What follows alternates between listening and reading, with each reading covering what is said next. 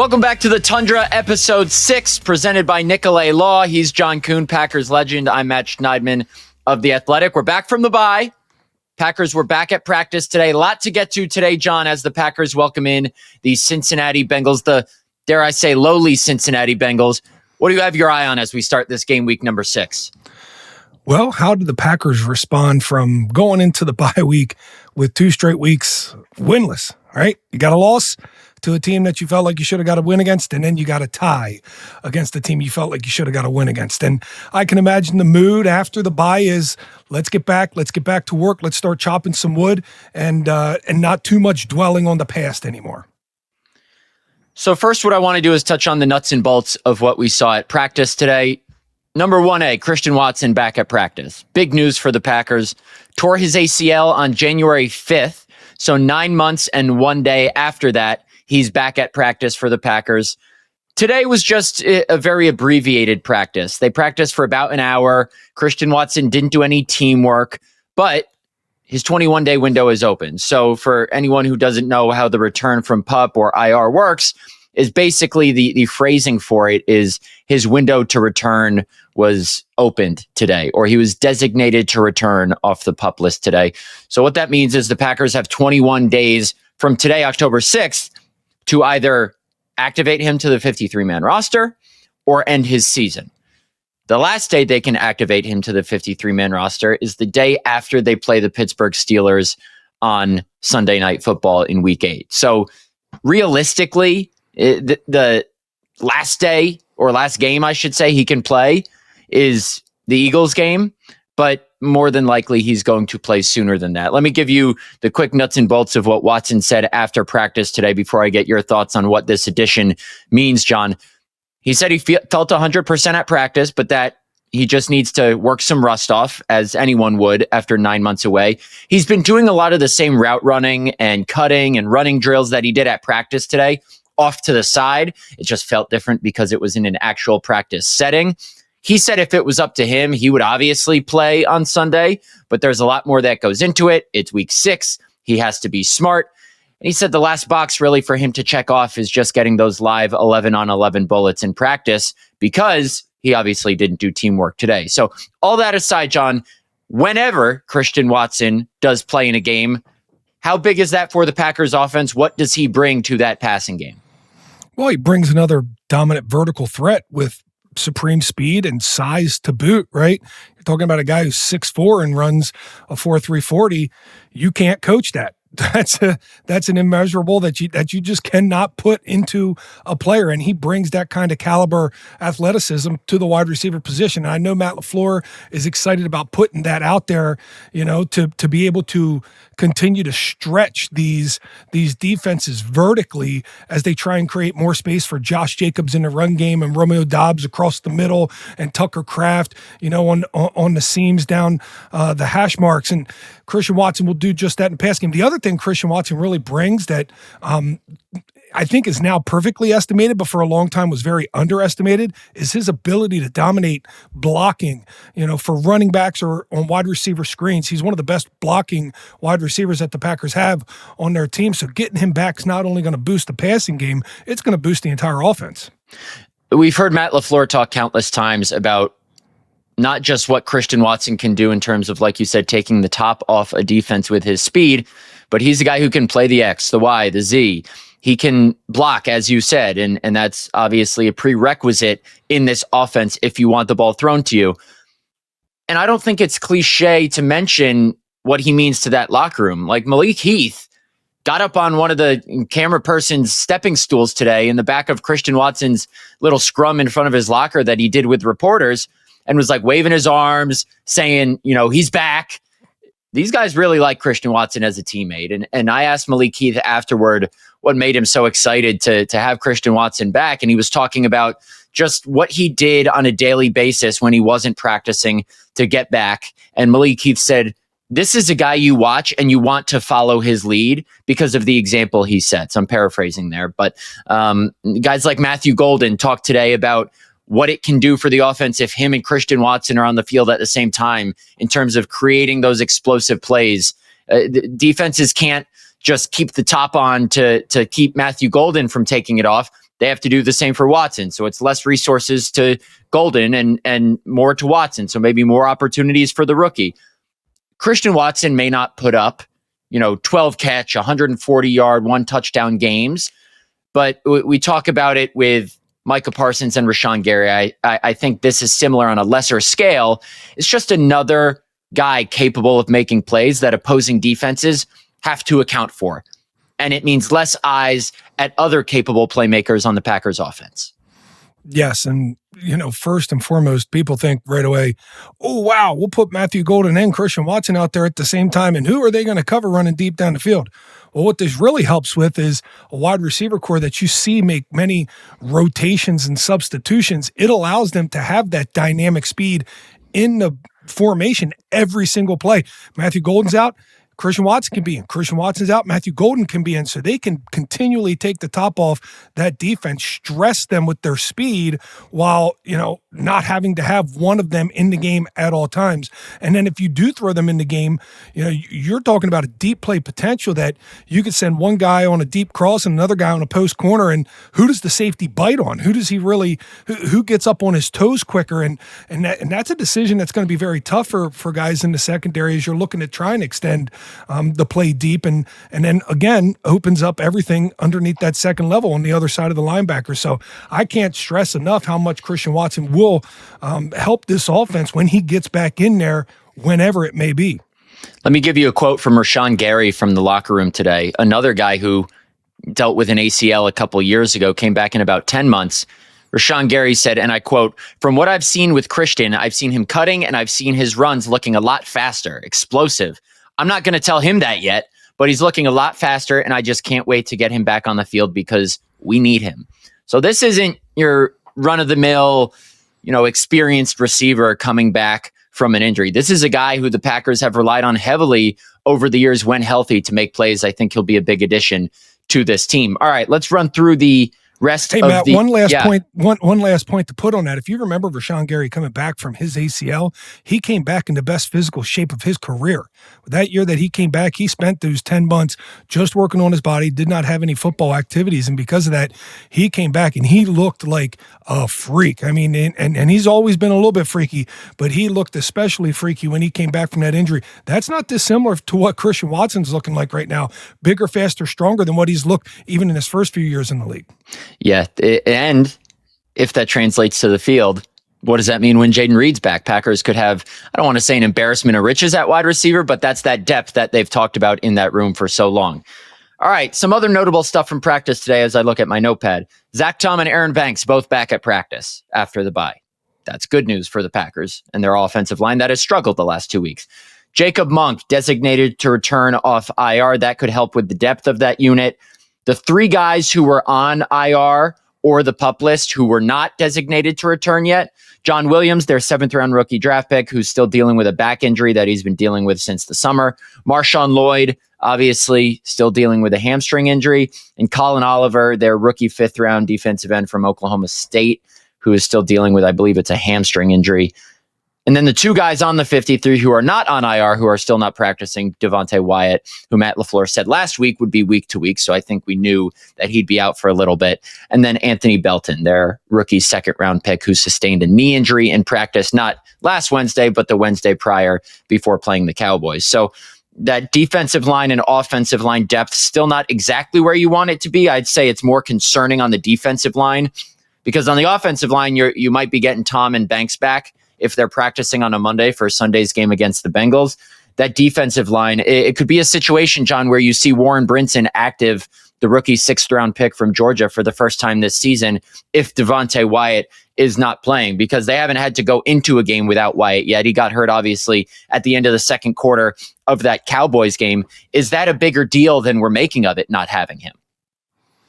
No, I think it's worth the deal that we are making of it. When you saw that Cowboys game, some of the pressure up the middle needed to be manufactured. You started putting Micah Parsons there and doing some stunts and some twists on the inside. But Devontae Wyatt's one of those guys that can just wreck that space on his own. He was having the start to this season that he was having at the beginning of last season before suffering an injury as well. And you cannot understate how important Devontae Wyatt is to this defense, both in the run game, but especially in the pass game. When you talk about having edge rushers like Rashawn Gary, Micah Parsons, Lucas Van Ness, the guy that really runs the quarterback into those sacks is the guy in the pressure coming up the middle. So they're going to need somebody to step up in that space while Devontae Wyatt's out if they want to continue to wreak havoc on quarterbacks.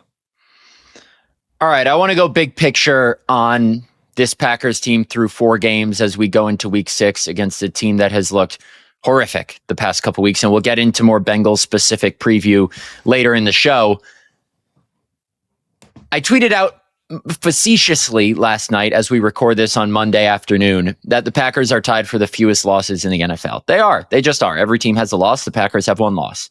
They are currently the 5th seed in the NFC, ahead of, I believe, the Seahawks and the Vikings are the 6 and the 7, but obviously a lot of season left. No point in looking at the playoff standings. My point in saying that is, I'd like to think I have my finger on the pulse of the fan base based on what I see online. And let me preface this by saying I know that what people are saying on social media is not entirely an accurate representation of how the fan base feels. But man, there are a lot of miserable fans in this fan base, and they are not happy with how this team has played. And I get it's a what have you done for me lately league. I get that. It's understandable. But Packers are 2-1-1. They have 1 loss in a game they easily could have won. And it wasn't the entire team didn't show up for 2 games. They just didn't play great complementary football the last 2 weeks. Their defense was awesome against the Browns. Their offense was awesome against the Cowboys. We're only a couple weeks removed from 2 great performances against 2 of the better teams in the conference, the Lions and the Commanders. We've quickly gone from Super Bowl contenders to this team stinks, fire everybody. What I would just like to say is that I still think the Packers can be a Super Bowl contender in this league. There is no team in this league that is head and shoulders above the rest. 2 games does not erase what they did at the start of the season. I still think they can get back to that because we saw it very recently in terms of what they have the potential to do. So I understand the doom and gloom view that some fans may have, but my 2 cents on the big picture view of this team as we go into week 6 is they can still be one of the best teams in the NFL and contend for a Super Bowl.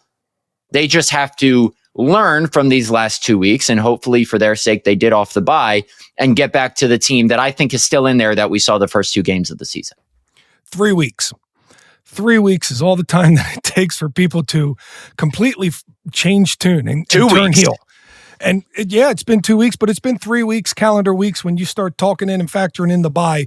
3 weeks since the Packers looked like one of those teams that was very, very, very formidable in the NFC. And, you might read the internet and you might read Twitter and social media and all those great things. Matt Schneidman, that's what you do as a reporter.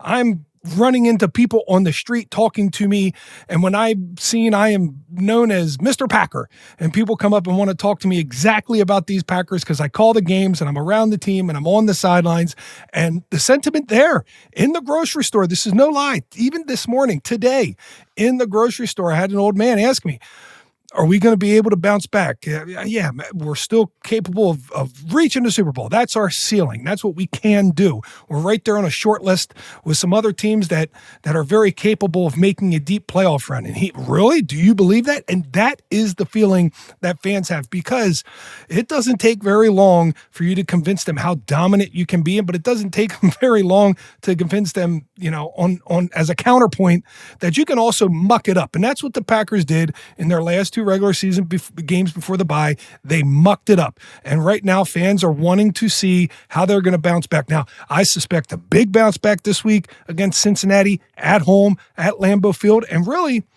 they kind of need to. This doesn't need to just be a sloppy ho-hum, find a way to win game. This needs to be a convincing, team-oriented, both sides of the football, convincing win so that fans can walk away from this saying, okay, now I have confidence going on the road versus an Arizona team or a Pittsburgh team, or even coming at home and playing against Philadelphia. I need some reason for hope, and it starts this week. Maybe they get it, maybe they don't. That line for this game is big, and a lot of fans are not confident that the Packers will cover. We will get into that and look at what the exact line is now from Potawatomi Sportsbook later on in the show. John, I did something that I knew was dangerous this week. I put out a call online. You went to watch a Yankee game. I know. Well, that too. We're not talking about the Yankees. I put out a call on Twitter for listener viewer questions, knowing that some people are a little fed up.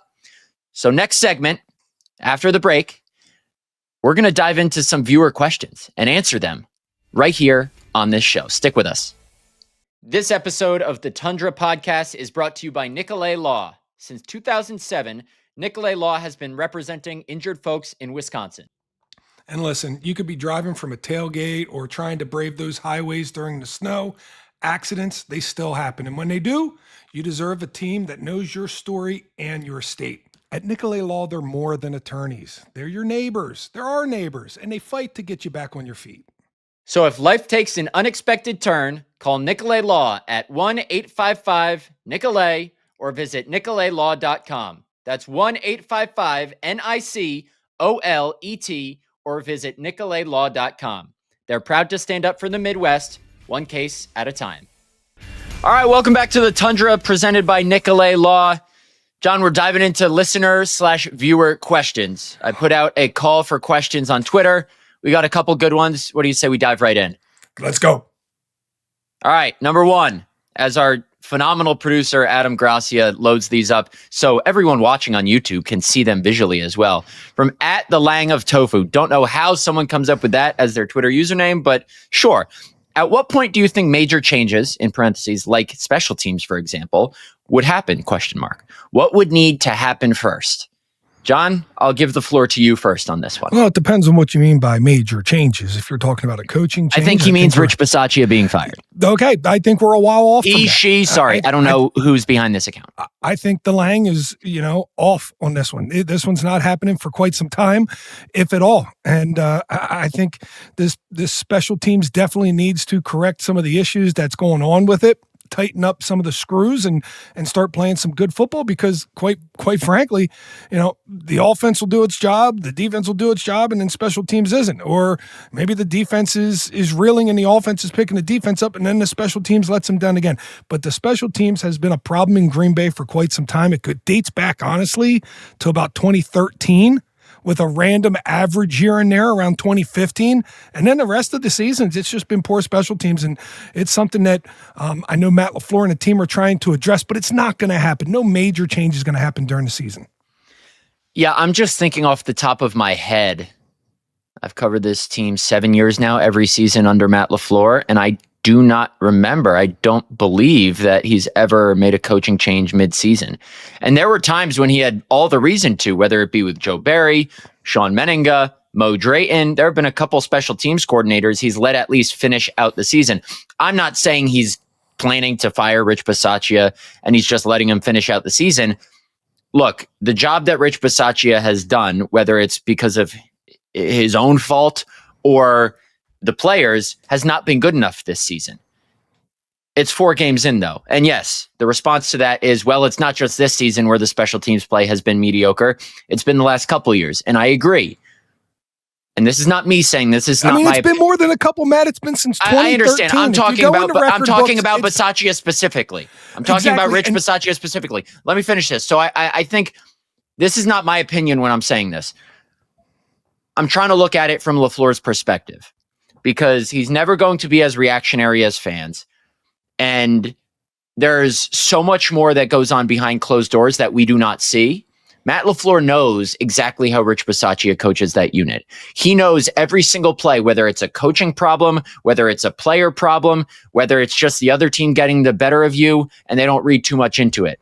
So while we see all these special teams errors through the first couple games, and you can just put it on Bisaccia, it's not as easy as that when you're looking at it from the head coach's point of view. So I think it would take something tremendously drastic to make any sort of change on special teams.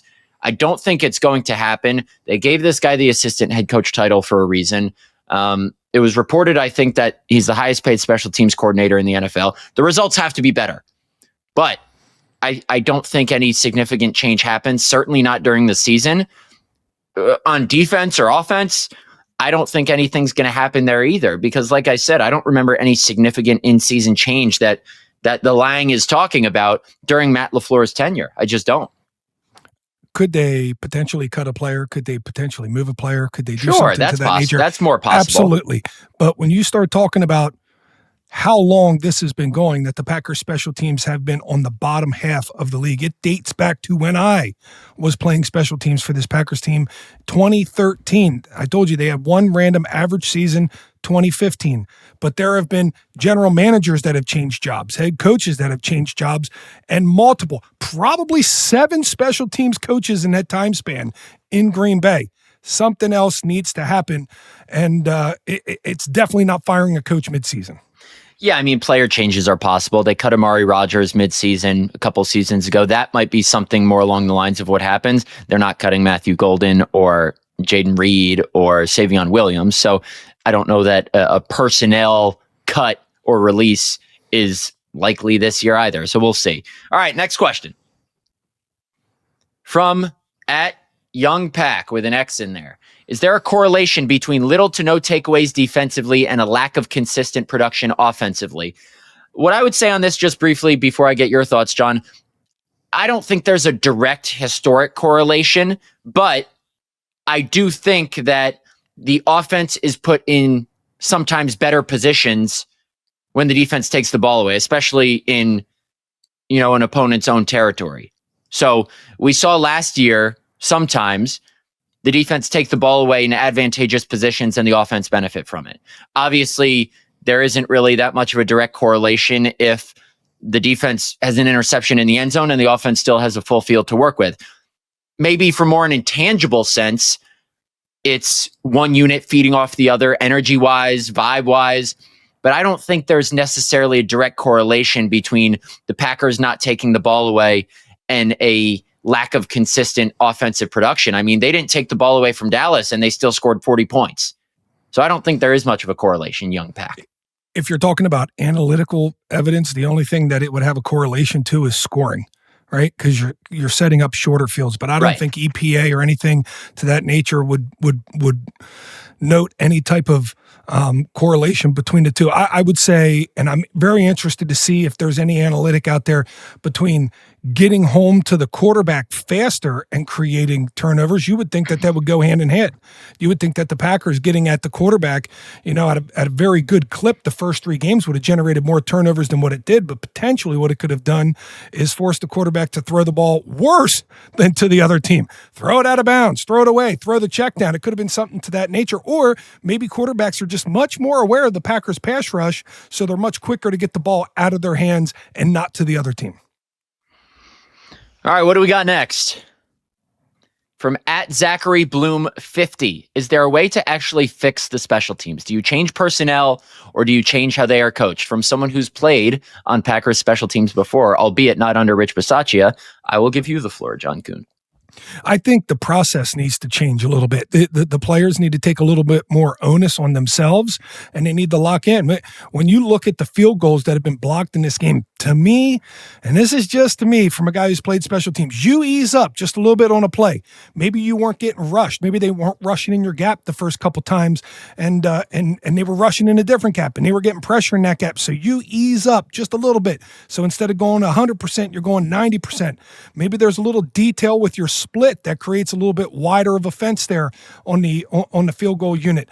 I think the players are the ones that need to take this by the reins. And yes, the coaches can scream and the coaches can yell and they can hammer every point home like I know they are, but I think it's the players. This is going to be player driven. If they're going to turn special teams around, it has to be on them to treat special teams as important as they do their regular positions on offense and defense. Yeah, I mean, we're seeing the coaches already make in-game changes to fix some of these errors. They're changing up the blockers on kicking units. They're changing the returners. I mean, they subbed in Romeo Doubs for Matthew Golden. They subbed in Keyshawn Nixon for Matthew Golden against the Commanders after, I think, 2 returns that Golden had at the beginning of that game. So the coaches are trying some different things. I'm not completely absolving Rich Bisaccia of blame here because there needs to be a certain way to get it across to people. We had the whole discussion about Savion Williams last show about how is it on Rich Bisaccia or Savion Williams really to take those dirty kickoffs out of the end zone after they bounce in the landing zone, whoever you want to put more of the blame on, it's got to change. So I think in all instances, it's easy to say this guy deserves more blame. This guy deserves more blame. It's everybody, really. When the issues are permeating throughout special teams over a consistent basis like they have the last couple games, it's on everybody, I think. All right, next question. From William Todd Allgore. Sorry if I'm pronouncing that wrong. What are the Packers going to do in the trenches? Looks like they get Zach Tom back, but is that enough? Defense, we saw how much they struggled without Wyatt. If it was 7-on-7s, I'd feel great, but 11-on-11s, I'm nervous in the trenches. You know, after the Browns game, I said that's probably more of an outlier because of how good the Browns defensive line is. Then against the Cowboys, they're down 2 starting offensive linemen. I'm not trying to make excuses every week for the Packers, but if they have their fully healthy offensive line, I think they're a good offensive line. I really do. And like you said, William, this question was submitted before practice today, but Zach Tom and Aaron Banks were both back at practice. Whether they play Sunday against the Bengals, we shall see. It would certainly help if they did, considering Trey Hendrickson is on the other side. But I think as far as what they do in the trenches, I don't think they do anything. I think if they have their fully healthy starting 5 out there, even if they're down Aaron Banks and have Jordan Morgan in there, even though he hasn't been amazing this season, I think they have more than good enough of an offensive line to keep Jordan Love healthy and get this running game going. Yeah, the offensive line was quite terrible against Cleveland, but Cleveland's an exceptional defensive front. The defensive line, I didn't think they were terrible against Dallas. I thought that was more of a Dak Prescott played exceptional. They didn't get the pressure up the middle when Devontae Wyatt left the football game, but they still, Micah Parsons still really created some havoc. And if not for Dak Prescott's exceptional play, I think we would have gotten home. I think we would have forced a turnover, or we at least would have stopped them on more of the drives that we did. And I don't think we have to worry about the defensive side of the line all that much, but the offensive line, even when they get Zach Tom back, even when they get Aaron Banks back, those guys are on the bottom quarter of having their starters play in the NFL. They didn't get a lot of reps together, 5 all in a line. So until they get that time building that rapport and building that cohesiveness together, I am going to worry. I'm going to worry about our offensive line until they start getting more reps together, more games, and more production. That's fair. All right, and I think we got one more question from the Twitterverse. At Packers Realm. Oh, this one's for John. This person does not give a damn what I have to say. At Kuhn J30, loudest you ever heard Lambeau Field?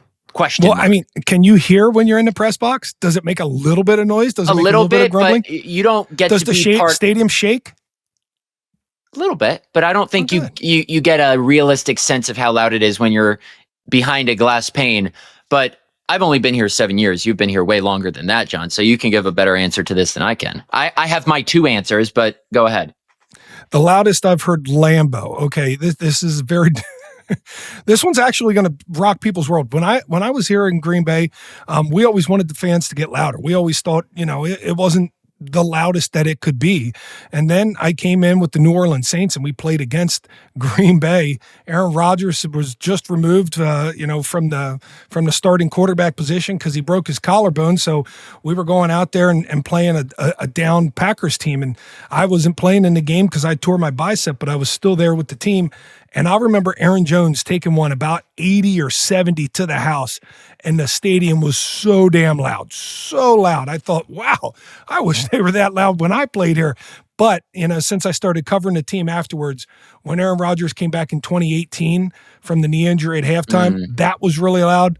But Micah Parsons taking the field for the first time this season, that was another really, really loud moment at Lambeau Field. And I think, to me, those 3 are the loudest that I've ever heard it. Yeah, I'll throw one more in. I think when Jordan Love got introduced for the first time as the starter before that Saints game in 2023 was also really, really loud. But those are the couple that stick out to me. Micah Parsons, certainly. I mean, it's moments like those where you can hear how loud it is, even from inside. Obviously, it's not the same as being outside, but I think those are a couple of good ones. All right. After the break, we get into some preview of the Packers and Bengals, and I'm going to throw out a question that we'll tackle. Should the Packers extend Romeo Doubs, whether it's now, whether it's after the season, and have our expectations for that situation changed based on how he's played the first couple games? We'll be right back. It's the Tundra. Welcome back to the Tundra, episode 6. This segment is brought to you by Potawatomi Sportsbook. Folks, it's football season. We all know how much you love betting on it, almost as much as we love watching it. And there's one sportsbook that's become the best in the Midwest. It's Potawatomi Sportsbook. You already know what it is. It's the home of big wins, bold flavors, a bump in atmosphere, a big you-know-what screen, and more. Catch a game at the bar or reserve your spot in the middle of all the action for big events. In fact, you can bet on any sport, anytime. Bet above the rest at Potawatomi Sportsbook. Now, John, speaking of Potawatomi Sportsbook, the line at Potto for this Packers-Bengals game is by far and away, doing a quick scan, by a whole 7 points. 7 points. The biggest line of the week in the NFL. Packers are favored by 14.5 points. Now, I put that out there on Twitter last night, and boy, my comments were flooded with, the Packers are going to be up 17 at half and win by 4, which I think is very realistic because they've, allowed teams to get back into it the last 2 weeks. But we'll get into predictions later. First thoughts on that line. Is it fair? And what you're expecting of the Packers as the struggling Bengals come into town? 14.5. 14.5, you say? 14.5. I think it's a fair line. I do. I think this Bengals team is struggling immensely. This Bengals team has been looking for life since Joe Burrow has left. There's talks that Jamar Chase is having conversations with the head coach and trying to figure out ways to create some offense there. The one thing I do know for sure is, as we talked a little bit early in this episode, a defense that is ailing at trying to create turnovers. You got the right team coming to town. The Cincinnati Bengals have the most turnovers in all of the NFL. So if you've ever needed a team to come in to try and correct the the market, so to speak, as in the turnover side of things, this is the team you want to come in. I think people and odds makers are looking at this as this is where the Packers played their 2 best games at home at Lambeau Field. They're coming off after a bye. They're getting healthier. This is a team that should come out here and really play one of their better games of the season, where they have played their best games of the season against a team that is absolutely reeling in the Bengals, and that's why the spread is where it is. I will say this, and this is one thing to just keep note: Matt LaFleur as a head coach coming off the bye, even 3-3. So the Packers don't always play their best games coming off a bye in the Matt LaFleur era. I expect that to change this week. Why do you think that is? Is there anything? I mean, it's a 6-game sample size, but they're 3-3, so it's not like there's been one trend that's carried throughout the years. What are from a player's perspective, the pros of playing off a bye and maybe the cons of playing off a bye? Ooh, I mean, the only con to playing off a bye is that you haven't played for 14 days. And I'm telling you, there were times I'd be on a sideline, maybe nursing a hamstring or something, watching the game from the sideline, and you cannot believe how fast the game's going, right? You have to be out there on the field doing it to feel it, to know it, to make it all second nature and muscle memory. So, sometimes you can come off a bye and the first drive or two can be a little bit sluggish because speeds are very, very fast once again to you. And it doesn't take very long for you to be kind of put in your place by the speed and the strength of an opponent. That would be the only con. The pros coming off a bye is you got 2 weeks to look at film on these guys. You got 2 weeks to rest. Your body should be fresh. And this bye specifically, you're playing at home, right? You're not leaving to go play this football game. You're going to stay at home yet for another week and get this team at a really nice time slot. I believe it's 3:30 this week, is it not? Yes, it is. 3:25 technically. Everything sets up well for you coming off this one. You got a wounded team coming in. You yourself should be healed. This should be an easy victory for the Packers. John, I know you love when I throw some good numbers at you. Are you ready for a couple? Mm-hmm. Okay, Lots so of as numbers. Yeah, All at as the you same said, as you said, the Packers have been bad taking the ball away. There's only one team in the NFL with fewer takeaways than the Packers. It's the New York Jets. They have 0. The Packers have 2. So the Packers would be pleased to know that from week 3 to week 5, and I'm sectioning it to that because Joe Burrow got hurt second quarter of week 2, and ironically enough, they were down the Bengals 17-10 to the Jaguars in that game when Joe Burrow got hurt and Jake Browning helped lead them back to a 31-27 win. But in the 3 games since that Jake Browning has started by himself, played the whole game, they are 0-3. They are 30th in the NFL in interception percentage over that span. They are 32nd in yards per game on offense, as I look at my notes. They are tied for 30th in yards per play. Sorry, they're 31st in interception percentage, tied for 30th in yards per play, 32nd in yards per game, 30th in pressure percentage allowed, and 25th in sack percentage allowed. After the last 2 games, I understand you got to play the game. Because on paper, the Packers should have smacked the Browns. On paper, they should have beat the Cowboys, and they didn't. So you got to play the game. So I'm not ready to sit here and say the Packers are going to win this game. They should, just like they should have won the last 2, but you play the game for a reason. I think this is the craziest stat of them all. Through 3 quarters of the last 3 games, so take away the 4th quarter of the Bengals' last 3 games, only add up the scores of the first 3 quarters combined of the last 3 games, they are trailing 97-9. Against the Vikings, it was 48-3 through 3 quarters. Against the Broncos, 21-3. Against the Lions, 28-3. So they've done some garbage time scoring. 97-9 through 3 quarters over the last 3 games is insane. That's crazy. Let me give you a number, Matt. Let me get a number from you, John. 285. What's that number? That's all the rushing yards they've been able to muster in 5 games. When you see when you see a team that is that one-dimensional with a backup quarterback playing at that spot, you can lick your chops because you know they can't help him. If they try to help him, they can't help him. This is not a team, as you saw the Packers do last year without Jordan Love, be able to run the football, run it effectively, limit possessions, possess the football. This is not a team that can do that. They have built their identity to try and quick strike people with Jamar Chase and T. Higgins. And that's just not the case with their backup quarterback. And teams can really look in and key on those 2 players, stop those 2 players, and that's where the turnovers come from.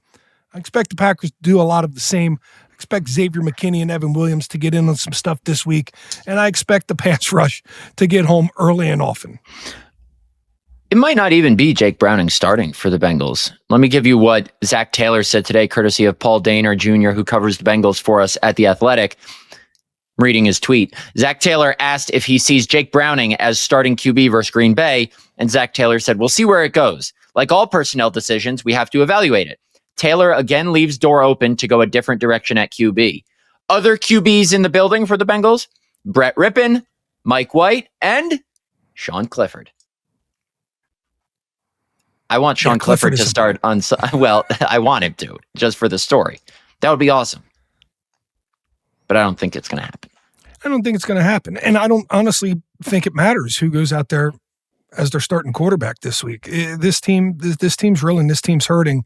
You know, I guess if you're trying to really put what gives you any cause at all, it would be Trey Hendrickson and Trey Hendrickson alone, right? He would have to play a mountain of a game. He would have to create a couple sack fumbles, maybe even have to return them himself for touchdowns for this Bengals team to get some points on the board against the Packers at home. Listen, I can promise you one thing coming off the bye. This Packers defense that had played so exceptionally for 3.5 games this season has 1/2 of one game on the road against Dallas when Dak Prescott was, as they used to say on NBA Jam, you know, he's on fire, right? Sorry, it took forever to get to it. Way to call that up real quick, your reference there. that was on the back of my fullback brain, so it took a minute to jump to the front.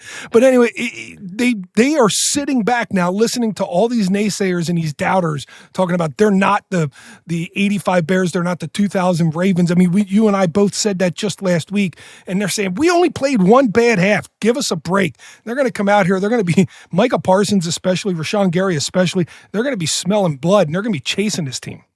That is a good point, that they've really only played one bad half, not one bad game. One.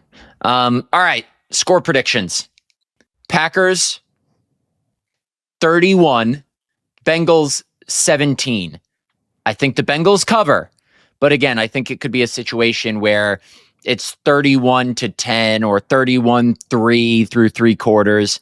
And then the Bengals get some garbage time scores when the Packers are playing two shell to keep everything in front. I think 31-17 is the final score of this one. Packers get back in the win column. I think there might be a couple jump balls to Jamar Chase, maybe one or two to T. Higgins that they could come down with and convert because they're exceptional wide receivers. But I don't see any more for 13 points on this Bengals team. And if the Packers get up in this thing, you better believe that defensive line is going to want to stay in there and finish the deal and not let garbage points get scored. I like the Packers 34-13 Bengals. Okay. So we both think the Packers go to 3-1-1 ahead of a trip to the Arizona Cardinals. And then we're not too far from it. Packers-Steelers on Sunday Night Football in Week 8. That one's going to be cinema. And John, before we get out of here, we just made our score predictions. I want to talk very briefly about a guy who has been one of the Packers' best players, especially in the red zone through a couple games.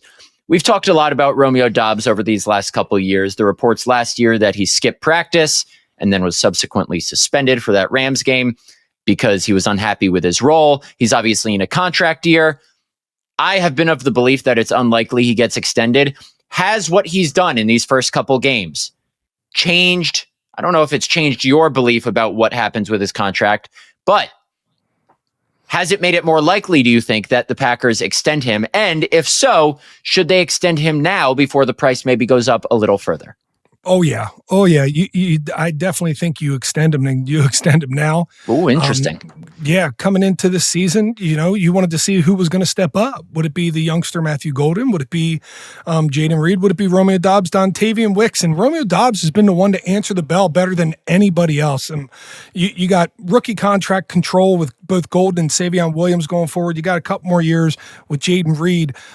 Christian Watson, obviously, he got his 1-year extension tacked on while he was injured. So you want to kind of build depth. You want to build continuity with these wide receivers. And I tend to believe that Rome's the leader of this room. He's not just the leader on the field catching the touchdown passes in the red zone, but I've seen him leading vocally and leading emotionally and being the guy who kind of inspires everybody within the room and lifts them up. And that's not something that you want to have an opportunity walk away at the end of the year. If Romeo Doubs has the season that he's starting to have right now, and that continues for another 13 games, the price on Romeo Doubs is going to be well in the mid-20s to be a wide receiver in free agency, and the Packers can't afford to let that happen, because if it does, I don't think he comes back.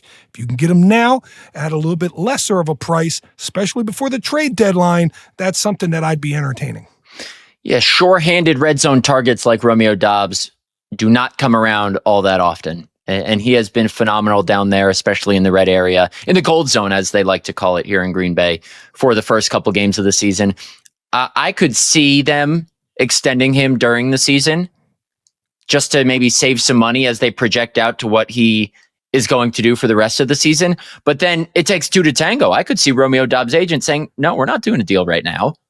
We're waiting because we think his market value is going to go up. We want to test the free agent market. So sure, that may make sense for the Packers, but it may not make sense for Romeo's camp. And quite frankly, I don't think it does right now, because especially with Christian Watson working his way back from an injury, he's probably not going to be full go when he first comes back to game action.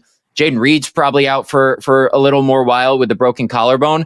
Romeo Doubs is going to be a featured player in this offense for the foreseeable future. It's not like he's going to get swallowed up in all these targets. If I'm Romeo Doubs' agent, I'm saying we're not doing a deal now. We're going to let him keep playing like this so his price goes up. Yeah, let me take you off the field for a second. Do they have an insurance policy out on him for some sort of injury that he could potentially incur throughout the rest of the year? I mean, these are all things that are going through a player's mind, an agent's mind. And for an agent to say no at an extension, you would have to believe that there's some sort of insurance policy that they have out there for him. And if they do, then that's a chance that they could take. But again, when you say no to a contract extension, you got to say no to the risk that you could potentially go out there and get hurt, or potential that you go out there and don't continue to perform at the level you're performing at. They rarely think of that because the athlete rarely thinks of that, but that is a reality that can come at you at some point in time. Also, some people don't like doing contracts during the season. David Bakhtiari did his during the season. Devontae Adams was adamant that he did not want to negotiate during the season. So who knows what Romeo Doubs' situation is right now. That'll be an interesting one to follow in the coming weeks and months. He's John. I'm Matt. We appreciate everybody for listening. We're at the Tundra GB on Twitter, on Instagram. Follow us on all socials. Subscribe to the Tundra's YouTube channel, where this episode will be, as you're watching it, on YouTube, and the rest of our episodes. So we appreciate everybody for listening. We'll be calling for reader questions in the coming weeks, so keep those coming. We'll catch you next time.